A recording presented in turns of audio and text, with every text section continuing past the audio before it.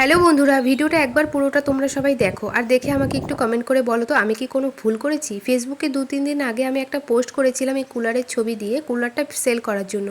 সেখানে আমাকে কয়েকজন কমেন্ট তো করেছেই খারাপ খারাপ, তার মধ্যে অনেকে মেসেঞ্জারে মেসেজ করে বলেছে আমি নাকি কুলার বিক্রি করার জন্য পোস্ট করিনি, এসির অ্যানাউন্সমেন্ট করার জন্য পোস্ট করেছি।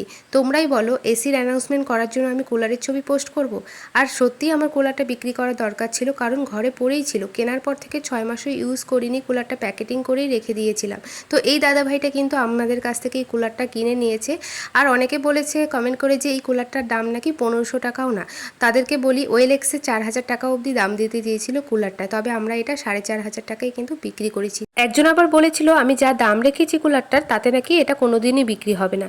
তার কাছে হয়তো সেটাই মনে হয়েছে, কিন্তু নিজের মতন সবাইকে তো ভাবার কোনো দরকার নেই, সবাই তো আর নেগেটিভ মাইন্ডের না। আপনার যদি না পোষায় আপনি নেবেন না, তাই বলে অন্যকে নেগেটিভ করবেন না।